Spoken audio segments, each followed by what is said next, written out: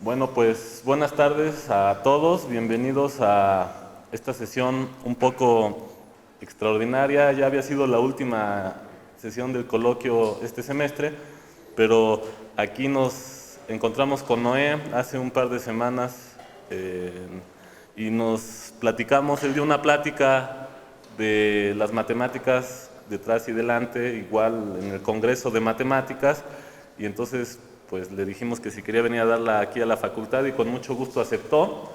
Y entonces pues recibimos con mucho gusto ya en la segunda semana de finales. A pesar de eso, aquí vemos una buena asistencia. Muchas gracias por venir. Y un doble mérito es que es su cumpleaños el día de hoy de Noé, y entonces a pesar de que es su cumpleaños nos viene aquí a platicar, y muchas gracias.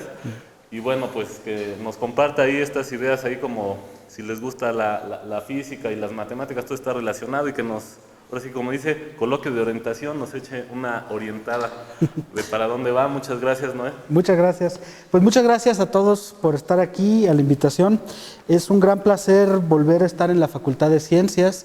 Un buen modo de celebrar mi cumpleaños es estar en familia, en casa, así que me gusta mucho estar aquí. Bueno, entonces vamos a hablar con este título provocador, Matemáticas detrás y delante del Premio Nobel de Física 2016. Y permítanme primero recordar el comunicado oficial. El Premio Nobel de este año, en 2016, es una cosa muy curiosa porque se da en fracciones, el Premio Nobel. Un medio está otorgado a David Toules, y el otro medio, es decir, estos caballeros tienen cada uno un cuarto del Premio Nobel, Duncan Haldane y Michael Kosterlitz. Y la razón es que han hecho descubrimientos de tipo teórico de transiciones de fase topológico y de las fases topológicas de la materia. Entonces estos caballeros tienen un medio y un medio de un medio, un cuarto de Premio Nobel cada uno. Y pues lo que vamos a hacer en esta charla es discutir algunos de los aspectos matemáticos que están relacionados con las formulaciones del efecto cuántico de Hall, en su caso entero. Sobre todo uno de los ejemplos más sobresalientes de esto es un trabajo aparecido en las Physical Review Letters de Toules, Komoto, Nightingale y de Nikes en el año 1982. Las grandes advertencias que tengo que hacerles, primero que nada, no soy un experto en la física del efecto de Hall. La física del efecto de Hall clásico en realidad es la potencia de las matemáticas del siglo XIX. Un buen curso de cálculo 3 o un curso adecuado de electromagnetismo debería de entender las matemáticas detrás de ello. Y de hecho tengo de incógnito en la audiencia a uno de los expertos jóvenes en el efecto, en cosas relacionadas con efectos de materia fría, al menos en América Latina. Así que ven a su alrededor. Y entonces no soy un experto, soy un ignorante de la física en esos aspectos, pero sí soy un experto en algunas de las matemáticas que fundamentan desde el punto de vista teórico la descripción del efecto clásico de Hall entero, y esto es la geometría no conmutativa en el sentido de Alan Kohn. Y esta es una de las obras de Alan Kohn donde se sumarizan algunos de estos descubrimientos en el área de la geometría no conmutativa. Y finalmente, esa es la matemática detrás del Premio Nobel de Física de este año. Estoy interesado en algunas de las, más bien, especulaciones matemáticas que hay hoy en día, que se han desarrollado para comenzar a entender el efecto cuántico de Hall fraccionario. Y esto involucra algunos métodos de teoría K torcida. Entonces, esas son las advertencias. No soy un experto en la física, pero conozco algunas de las matemáticas y quisiera compartirlas con ustedes. Bueno, vamos a volver a la primaria. La materia tiene distintos estados de organización, ¿no? Hay los que llaman fundamentales, El sólido, por ejemplo, un cristal muy organizado con alguna estructura periódica. El líquido, por ejemplo, la física del fluido incompresible, estudia los líquidos. Y el estado gaseoso. Y pues a mi maestro de primaria en realidad se le agotan los estados de fase ahí. Pero existen en la naturaleza distintos estados de fase de la materia que ocurren, por ejemplo, con altas energías. Y aquí está mi fenómeno favorito de todos estos. Este es un plasma. Este es el relámpago sobre la bella ciudad de Morelia, donde hay un posgrado en matemáticas bastante competitivo que pueden considerar. Y si alguien ha estado en Morelia durante la temporada de lluvias, el relámpago es algo impresionante. Simplemente se le enchina a uno el cuerpo. Y lo que ocurre es que un gas con una presencia muy fuerte de electrones comienza a tener algunas propiedades fundamentalmente distintas a las del gas. Por ejemplo, el nitrógeno que está en el aire empieza a brillar, como eso que aparece ahí. Y luego pues hay otros estados no clásicos, por ejemplo los cristales líquidos en los relojes antiguos de los 80s. Ese es otro ejemplo de estado de la materia que tiene organización fundamentalmente distinta. Materiales ordenados magnéticamente, por ejemplo un magneto tiene una serie de estructuras distintas de la del cristal. No es un sólido, es algo fundamentalmente distinto. Y ahora comienzan los no clásicos. Estos son estados de la materia que aparecen al bajar bastante la temperatura. Y el primero de ellos, que se conoce, bueno, este es el vidrio, por ejemplo, no es un sólido porque está muy desorganizado, es un material amorfo. Pero de interés para la charla son estados que ocurren a bajas temperaturas. Por ejemplo, en los años 30 alguien se puso a enfriar una olla con helio hasta debajo de 2 Kelvin, y resulta que entonces el helio se vuelve como el moco del exorcista, más o menos.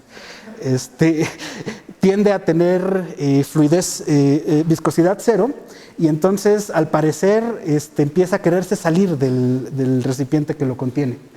Y entonces ocurren transiciones de fase a bajas temperaturas, donde la materia se organiza de una manera sustancialmente distinta. Y bueno, vamos a ver algunos de estos ejemplos. El ejemplo cuántico de Hall ocurre al enfriar un material en una situación análoga al efecto clásico de Hall. Déjenme recuperarlo. El efecto clásico de Hall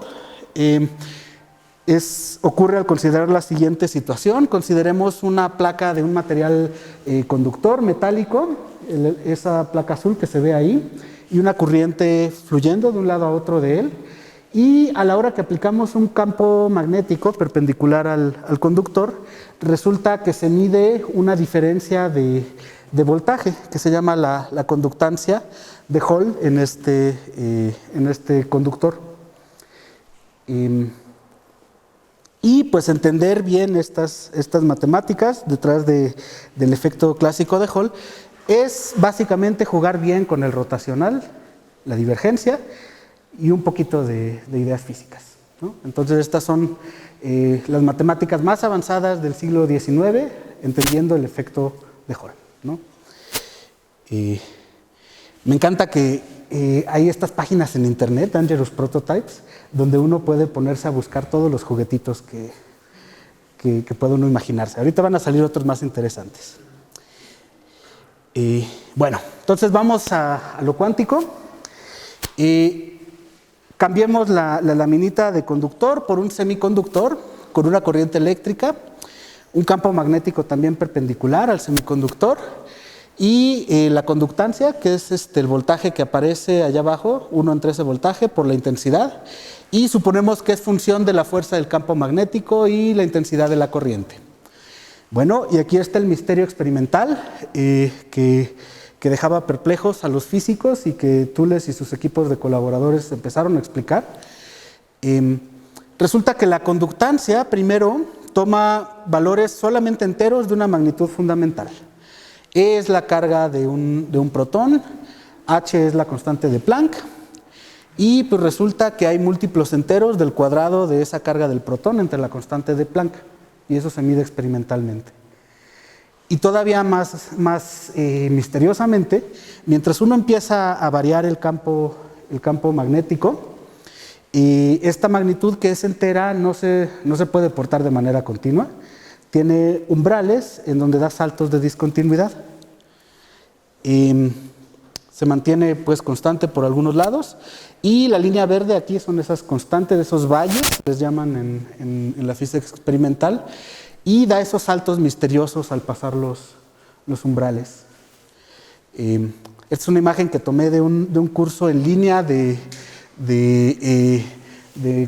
Mecánica Cuántica 2 de la Universidad de Manchester, y es sorprendente vivir en esta época, ¿no? Ahí uno puede, con el internet y un poquito de perversión, enterarse de todos los progresos fundamentales de la humanidad, ¿no? A mí me parece sorprendente. Pero entonces tenemos este fenómeno, es múltiplo de enteros, tiene valles donde permanece constante y de repente salta discontinuamente. Y hay que proponer matemáticas para entender esto. Bueno, estos son los dispositivos experimentales. Estos son del Laboratorio Nacional de Física en el Reino Unido. Y el semiconductor que aparece ahí es arseniuro de galio, me parece. Y entiendo que los botoncitos alrededor son alambres de oro para que tenga el paso de la corriente eléctrica. Y son extremadamente pequeños, como pueden ver, son de menos de 1 centímetro, ¿no? Son más pequeños que una uña quizá, ¿no? Entonces esos son los experimentos. Y ahora vamos a ver las matemáticas. He aquí el artículo de Toules, Komoto, Nightingale y Den Nijs, apareció en los Physical Review Letters. Son 4 páginas. Esa es política de esta publicación. Son artículos cortísimos de alto impacto, son letters de a lo más 4 o 5 páginas, y es para gente que se va a ganar el Nobel básicamente en algún momento, ¿no? Son cosas de alto impacto, muy breves, muy sucintas, y las matemáticas de esta charla están en esa fórmula que aparece ahí en la línea 4, que pueden ver ahí al final de los 2 párrafos.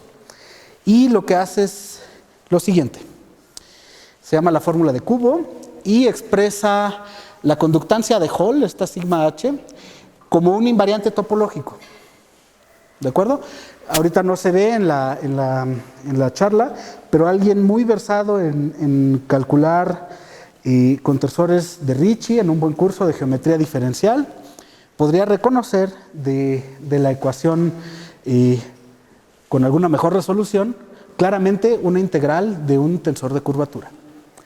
En la formulación matemática que les voy a presentar, que duró bastante tiempo en llevarse a cabo, debido a Belisard, Van-Elst y Schultz-Waldes, hasta 1994, se usa la geometría no conmutativa en el sentido de Alan Kohn, y lo que ocurre es que se expresa la conductancia de Hall como esta cantidad fundamental por el primer número de Cheam.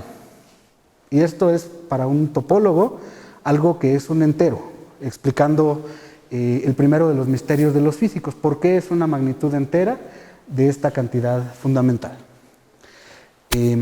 Bueno, en la formulación más precisa de Belisard, Van-Elst, Schultz y Waldes, en realidad es un número de Cheam, pero es de un proyector del álgebra estrella del toro 2-dimensional, que es este cociente R2 sobre Z. Y la idea es que el semiconductor tiene una estructura cristalina, y entonces las cargas periódicas es una hipótesis de trabajo usual en el área, porque hay una estructura cristalina. Déjenme hacer una simplificación primero para alguien que haya llevado algún curso como los que hay en el posgrado del instituto de la facultad de topología algebraica.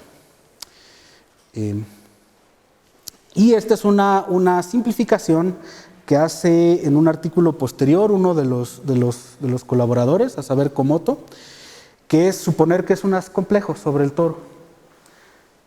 Entonces vamos a entenderlo primero para los topólogos, ¿de acuerdo? La transición de fase topológica se puede explicar como sigue.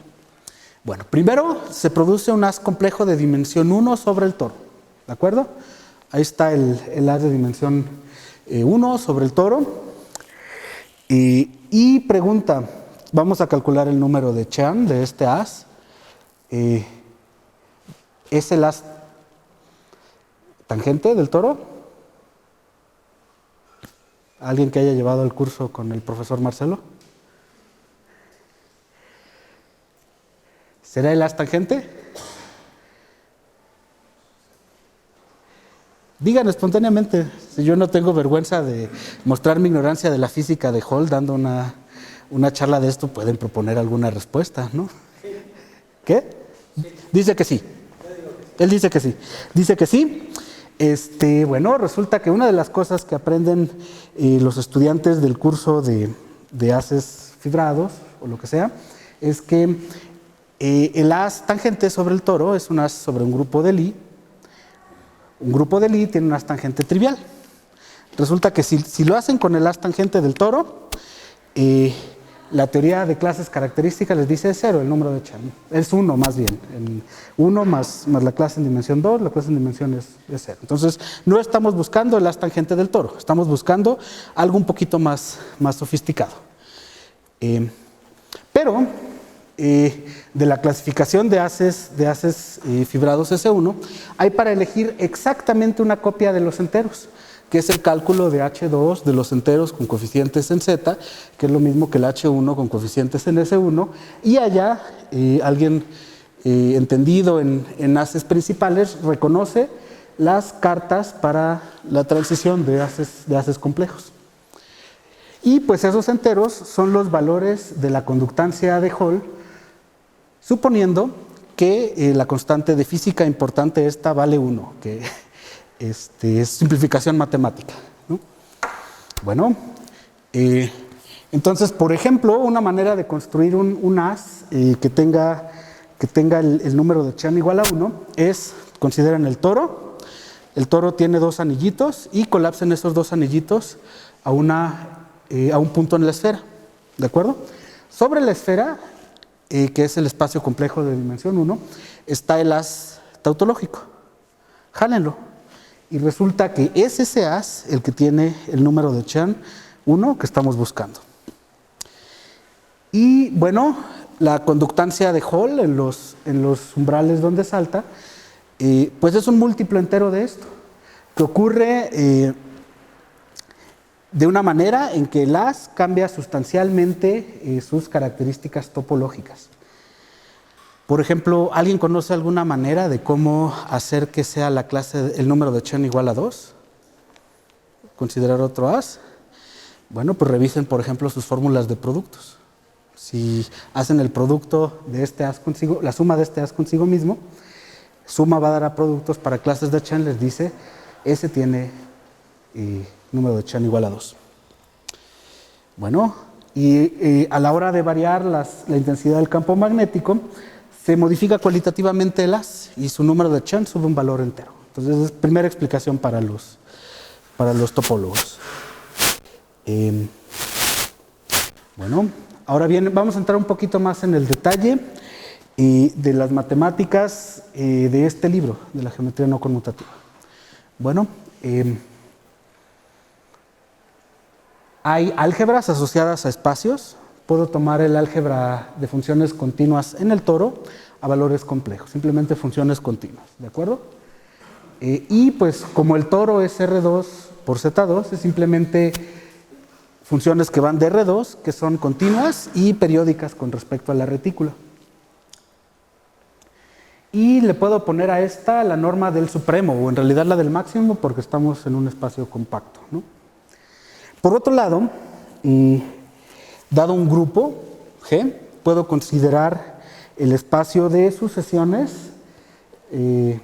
contable, pensamos que el grupo es contable, es decir, funciones que van del grupo en C de tal manera que su cuadrado es integrable, ¿de acuerdo? Entonces este es un objeto fundamental de un curso de análisis funcional de aquí de la facultad. Normalmente le ponen un conjunto numerable, pero para lo que sigue voy a necesitar que sea un grupo, ¿de acuerdo? Y es lo que sigue, tengo un homomorfismo de G en los operadores unitarios de este espacio, dado por, aplicado a una función, este operador unitario, me lo manda a multiplicar G a la menos 1, es un error tipográfico el que está ahí. Y considero el álgebra que es la cerradura de esto en la topología de la norma, ¿de acuerdo? Y bueno, entonces esa es el álgebra reducida de un grupo. Y la moral de la geometría no conmutativa es que el álgebra reducida de los enteros está íntimamente relacionada con el álgebra de funciones continuas del círculo. Bueno, para esto déjenme recordar un aspecto básico.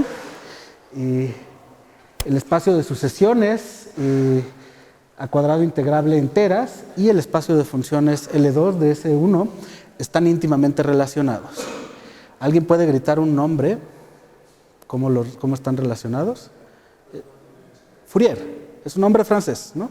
Entonces tomo una sucesión cuyas sumas al cuadrado convergen y la expando en series de Fourier con sus polinomios trigonométricos. Ahí está, ¿no?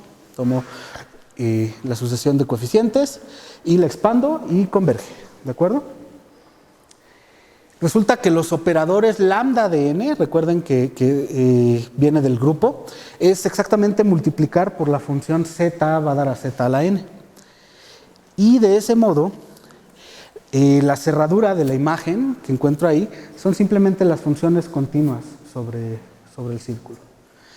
Y esto es fundamental, me dice el álgebra de grupo de los enteros es en realidad el álgebra de las funciones continuas sobre el círculo. Y de hecho esto funciona en dimensiones más altas. El toro de dimensión n, a la hora de considerar el álgebra de sus funciones continuas complejas, es exactamente esta álgebra. Bueno, vamos ahora a presentar qué es lo que quiere decir la noción de un toro cuántico o toro no conmutativo, en el sentido de Alan Kohn. Resulta que por el hecho de que las álgebras C estrella tienen mucho cálculo funcional dentro de ellas, se pueden escribir cosas como este estilo. El álgebra C estrella de Z a la n como grupo, o el álgebra del toro, que vimos que es lo mismo, es el álgebra C estrella generada por n operadores unitarios que conmutan entre sí. Y esto lo que quiere decir es que si toman unitarios en algún espacio de Hilbert, de tal manera que conmuten entre sí y sean n de ellos, a la hora que los cierren en la topología de la norma, les va a dar exactamente el álgebra de funciones del toro. Y una de las maneras de cuantizar que fue promovida por Alan Kohn es incluir relaciones entre los unitarios, como los siguientes. Este es el álgebra del toro irracional. Son dos unitarios que en lugar de conmutar son ese cuanto o esa cantidad e a la 2 pi teta por el otro, ¿de acuerdo? Entonces en lugar de que conmuten, difieren por esa cantidad escalar. Resulta que si teta es irracional, esta álgebra que construyen no tiene ningún ideal, no trivial.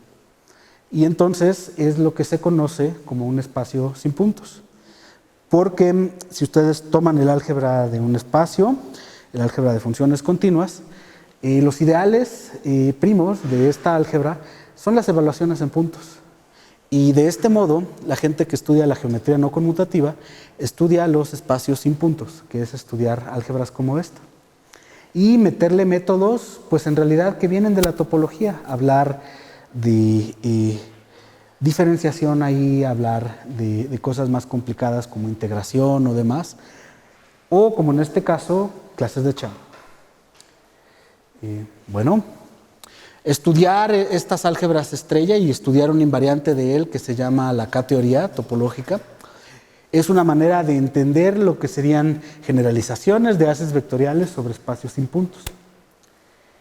Y el trabajo de estos caballeros, Belisard, Van Elst y Schultz-Valdez, es basados en un método que inventó Alan Kohn, que es la cohomología cíclica, que es básicamente el estudio de las formas diferenciales en estas generalizaciones de espacios no conmutativos. Y Alan Kohn lo llama cálculo cuántico, en realidad, y es el contenido del capítulo 6 de su libro máximo, Non-Commutative Geometry, que no me canso de llevármelo para darle publicidad. Y pues lo que hacen estos caballeros es, hacen unas 100 páginas de matemáticas muy, muy puras y duras para entender la clase de Chen de todos los toros no conmutativos en el caso más general posible. Es decir, incluyendo, por ejemplo, el caso irracional. Y esto implica la cohomología cíclica, teoría K, apareamientos entre ellas. Y en particular, este teorema. La teoría K es una copia de los enteros y también el K1. Pero, y esto es lo que hacen estos señores de manera fundamental, el K0 como grupo ordenado es una copia de los enteros más teta veces los enteros. Es decir, abstractamente como grupo es eso, pero siempre trae la teta si uno considera un orden, además ahí. Y por lo tanto, estas dos álgebras son isomorfas, si es o bien la diferencia o la suma son racionales.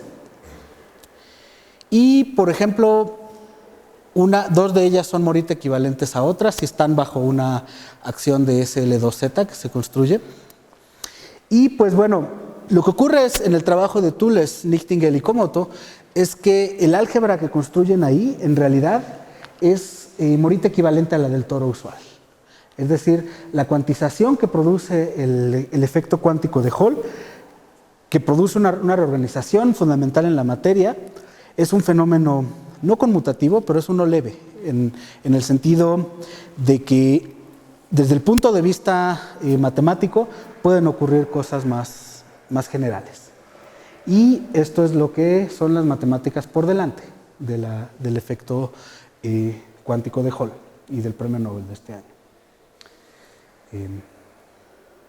Bueno, entonces retomemos un poco la idea de que estos materiales tienen una estructura periódica, es decir, tienen una retícula por ahí, y una de las maneras de cuantizar artificialmente es meterle otra simetría.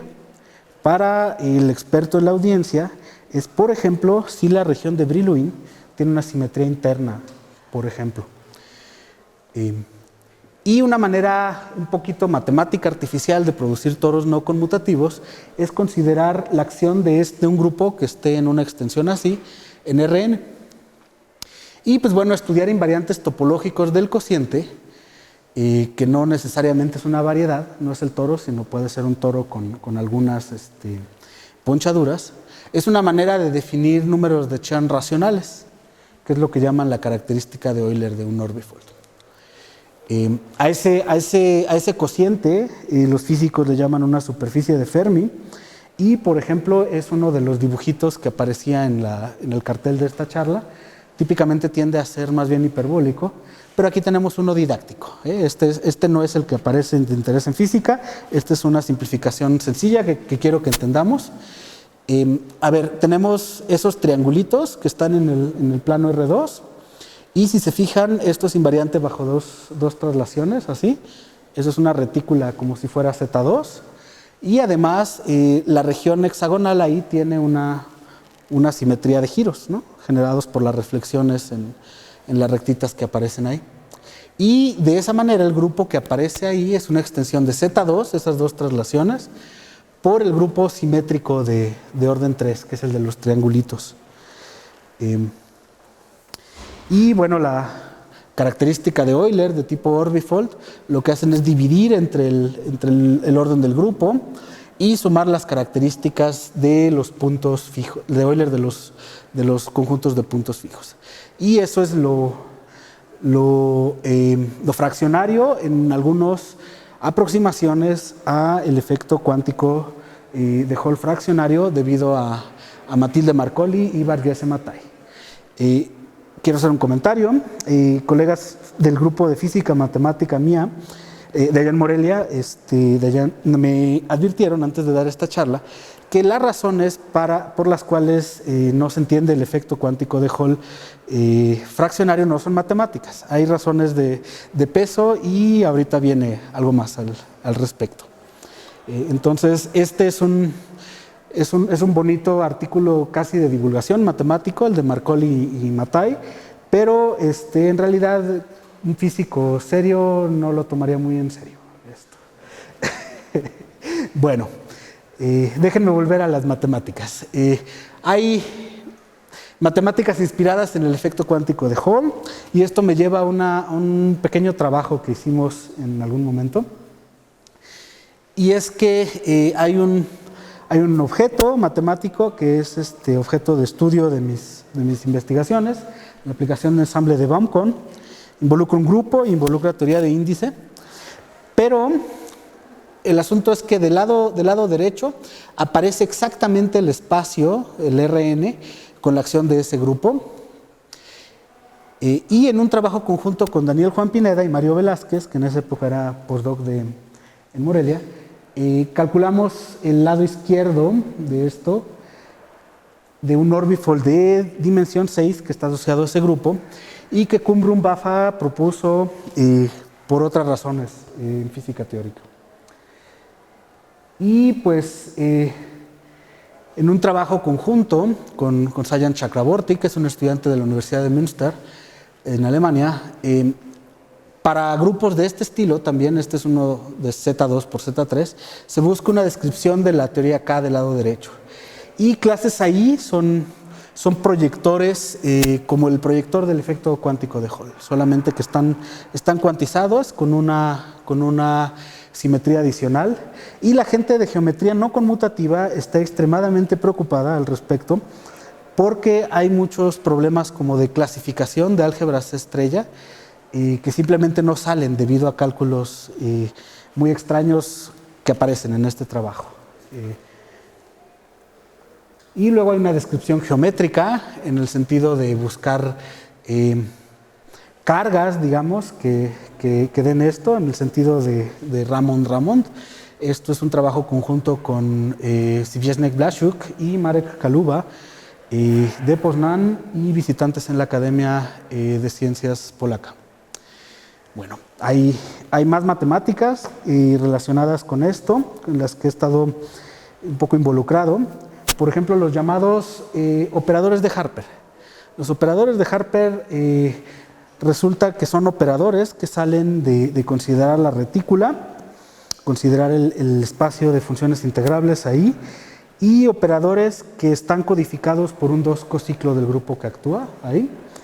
Esos operadores pues están codificados por un cociclo, 2 cociclo de G en S1. Y pues en este contexto es lo que se llama la teoría K torcida, y es más bien una invitación a otras charlas y otros trabajos que hemos hecho, donde hemos establecido los fundamentos teóricos de todo esto y su conexión con teoría de índice. Y luego soy topólogo algebraico, me fascina calcular, me fascinan las sucesiones espectrales, así que hay un montón de herramientitas de topología algebraica para calcular K-teoría, homología, caracteres de Chern de todos estos juguetes. Y bueno, muchas gracias. Quisiera agradecerles a todos ustedes por su atención, por venir aquí en la segunda semana de clase, pero también una reflexión que sale de haberme puesto en contacto con el trabajo del Nobel de este año, es que hay una relación de ida y vuelta muy recíproca con la física. Es decir, la física nos dota de motivación para hacer matemáticas, para entenderla, A menudo también nos dota de una vergüenza muy grande, porque los físicos entienden muchas veces matemáticas más complicadas de las que nosotros entendemos. Y la gente como Van Elst y todos ellos, pues en realidad se sentaron más de una década a escribir de manera matemáticamente sólida los fundamentos matemáticos para la fórmula de cubo, que está en este brevísimo trabajo de cuatro páginas del Physical Review Letters. Entonces, de ese modo, la física nos enseña matemáticas también, del mismo modo que nos hace a nosotros hacer matemáticas para enseñarle a los físicos. Y finalmente, también, no es solamente la física, también son las físicas y los físicos en nuestra vida, ¿no? Tienen nombres y apellidos, son nuestros alumnos, por ejemplo, son nuestros amigos, son nuestros colegas, como mis colegas de Física Matemática de Morelia, son nuestros competidores y rivales. De hecho, cuando yo estudiaba Cálculo 1, entregaba mi tarea de Cálculo 1 con un físico y siempre le iba mejor que a mí. Siempre sacó mejor calificación, le salían las cosas rapidísimo, elegantísimo. Y pues lo que hace esta interacción es que produce matemáticas de alto nivel, produce física de alto nivel y nos permite entendernos un poco y entender el proceso de hacer física y de hacer matemáticas. Entonces esa reflexión les quiero dejar y creo que es fundamental para nuestra facultad, donde hay una buena interacción de la física y de las matemáticas, tener en cuenta esto. Gracias.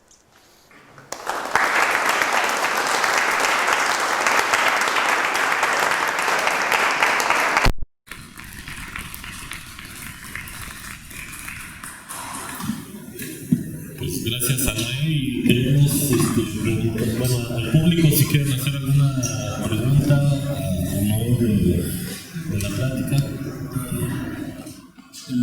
En el trabajo Hermann Schuss Valdez y Jean Bélizard usan hamiltonianos en una z a la n, digamos z al cubo si estás en el espacio físico. Y tienen un hamiltoniano que representa la energía, y si se van al espacio de energías, el espacio Fourier, o sea, con la transforma Fourier, obtienen una función, o sea, es una función, el operador de multiplicación se transforma en un operador de multiplicación en el toro, la energía libre y las superficies de Fermi son simplemente los niveles de energía de esa función, los niveles de función. Y bueno, todo es muy explícito en su trabajo. Las álgebras estrella y de von Neumann que construyen también son explícitas. Mi pregunta es, el formalismo más abstracto que estás usando se ha utilizado para descubrir una fenomenología física o... La motivación para estudiarlo es completamente marginal. O sea, viene completamente de la relación con la conjetura de Baum-Cohn, y en lo que sí ha habido una nueva relación es en matemáticas, ¿no? O sea, hay progresos relacionados con entender grupos desde el punto de vista de su geometría de gran escala, donde estos métodos sí han jugado un papel, pero no desde el punto de vista físico. Por ejemplo, corrientes superficiales y lo que está de moda ahorita son los aislantes topológicos, que yo creo que es una de las razones por las que se ganó el premio Nobel, porque son propiedades robustas, o sea que si bajo una perturbación se mantienen, o sea las propiedades topológicas son robustas en ese sentido, ¿no? O sea que se mantienen bajo perturbaciones, y eso es útil para cosas, por ejemplo, computación cuántica, o sea que quieres que no haya decoherencia, o sea, lo que quiero decir, hay bastantes desarrollos por esa misma gente, por Hermann Schuss Valdez y Jean Bélizard y el grupo de ellos, en otras direcciones. ¿Ustedes también han explorado esas otras direcciones desde su perspectiva? ¿Ustedes también han explorado esas otras direcciones desde la perspectiva de lo que están hablando?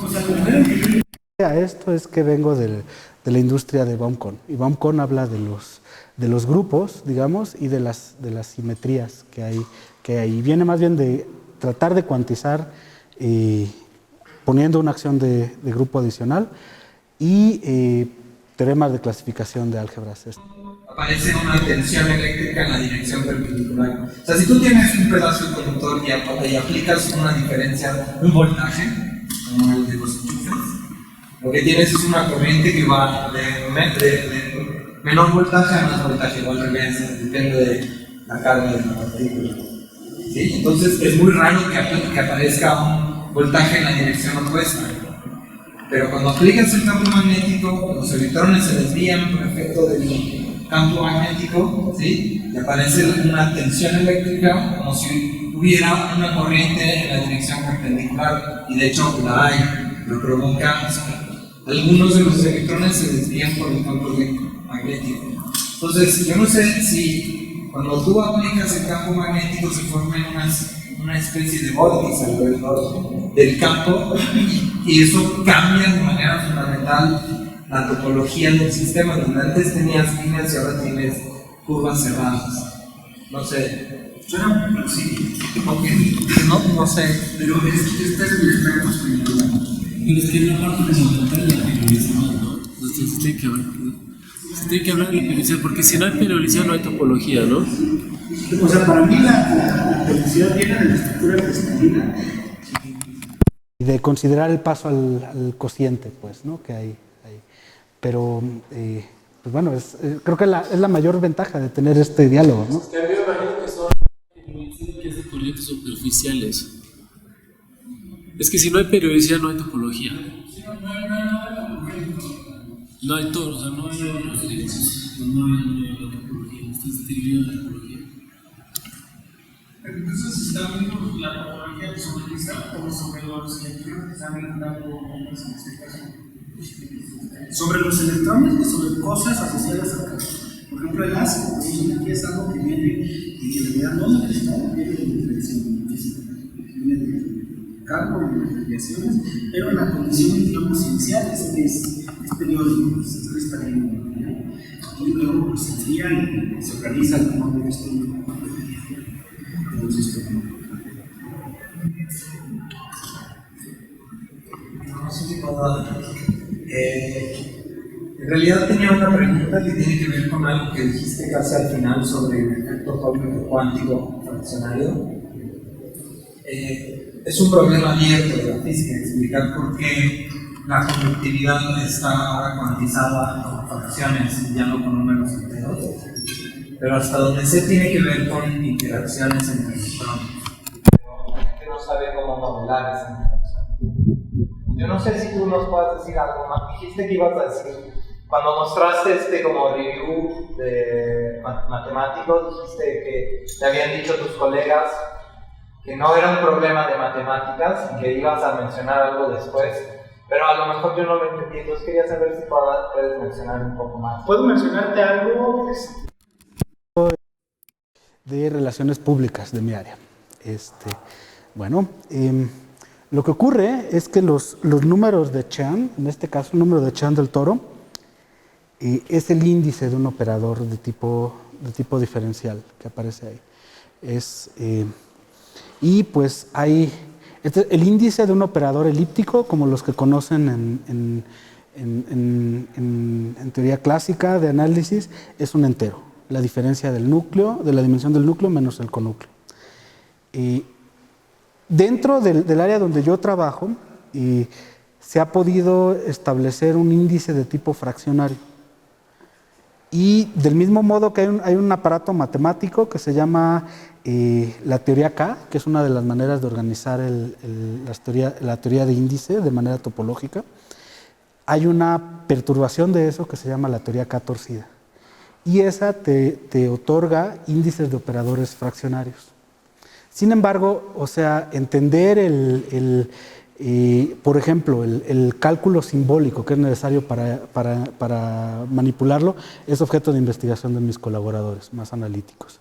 La matemática está en proceso para eso y mis colegas me advirtieron de que muy probablemente no tenga que ver con el efecto cuántico de Hall fraccionario.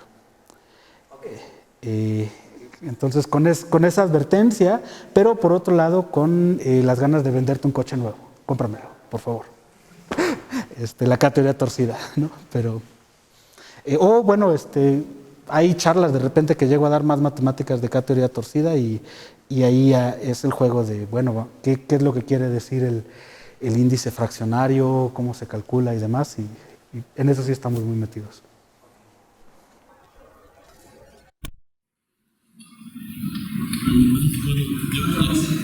Bueno, una pregunta que hacemos casi cada vez que se lleva a cabo el coloquio de orientación matemática es pues a los estudiantes que asisten, y bueno, no solo a los estudiantes, también incluso a los que ya somos profesores, ¿qué nos recomiendas para acercarnos a estas áreas de las matemáticas de las cuales nos estuviste comentando? Por ejemplo, ¿qué materias llevar para los estudiantes? ¿Qué leer? Y a lo mejor también de física, no sé si es el caso, pero también... Sí, bueno, varios consejos. Primero, afortunadamente... La carrera y los posgrados que tenemos en la universidad ofrecen la oportunidad de tener una formación matemática muy sólida y probablemente también física. Y uno puede aprovechar estudiando análisis funcional, por ejemplo. Eso es el básico de la transformada de Fourier que aparece ahí. Y pues cursos avanzados de topología. Los profesores Carlos Prieto y Marcelo Aguilar, entre muchos otros, dan muy buenos cursos donde pueden estudiar la parte de las clases de Chean y demás. Quizá desde el punto de vista de la geometría diferencial también lo puedan reconocer. Y luego un poquito más avanzado, ya para estudiantes de maestría, cómprenlo también. No es el coche de miles de dólares que le quiero vender a Jorge. Este es un libro, léanlo. Si saben un análisis funcional de manera seria y geometría diferencial y están dispuestos a saltar a una alberca fría, pero con muchas satisfacciones matemáticas, léanla. Es la obra magna de Alan Kohn, y pues el efecto cuántico de Hall y un resumen del trabajo de Belisard y todos ellos está en el capítulo 6 de la sección del cálculo cuántico. Entonces, esa es una... Y pues a los más jóvenes, entiendan la divergencia y el rotacional. Esa es la madre de todas las matemáticas que aparecieron en la charla, ¿no?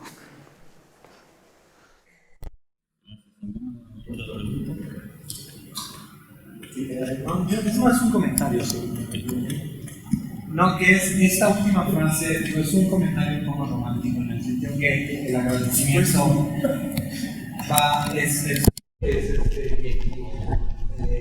también, o sea, estaba leyendo hace poco que eran pocas las ramas de la física que no tenían aplicación, perdón, de las matemáticas que no tenían aplicación en la física, y hasta hace poquito la topología era una de ellas. De hecho, en la Facultad de Ciencias a los físicos no nos enseñan nada de topología, pero es obvio que ahora nos va a tocar empezar a aprender algo si queremos hacer investigación en estas líneas.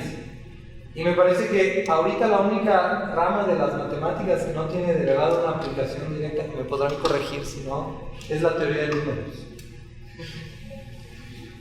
No sé, en fin, pero por supuesto que esta simbiosis entre físicos y matemáticos es fundamental. Bueno, si hay alguien... Veas con algún físico o actuario o lo que sea, eso los va a llevar adelante en la vida. Bueno.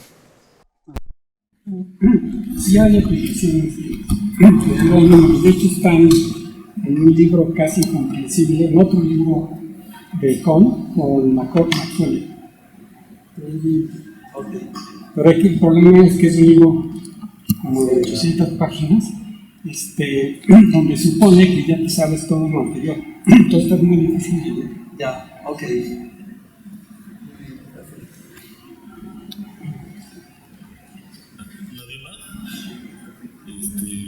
pues le damos las gracias de nuevo a Noé y quiero hacer un anuncio ahorita, pero bueno, le agradecemos.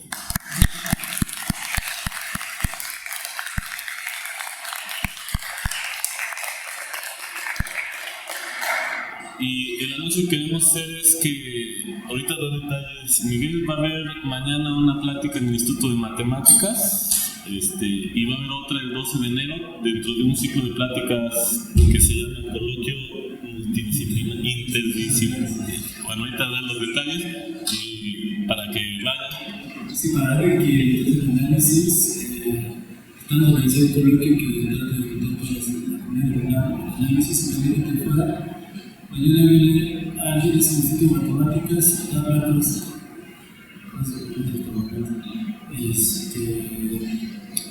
Es una persona de Berkeley que va a estar a las de 12 horas de matemáticas. Y el 12 de enero viene alguien de Alemania que hace una de matemática, de teoría de campos cuánticos y algunas cosas fundamentales. Ecuaciones de Maxwell, habla sobre las ecuaciones de Maxwell. Son las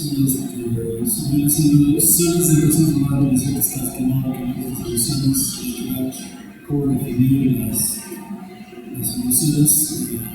Las ecuaciones más rápidas de consistencias cuando hay una y que lo soluciona, que se solucionó por Willy y y esa teoría seguramente va a aplicar sobre eso. Es como un intento de corregir problemas de contestación que como saben en la matemática en la teoría de los cuantos no existen, no existen.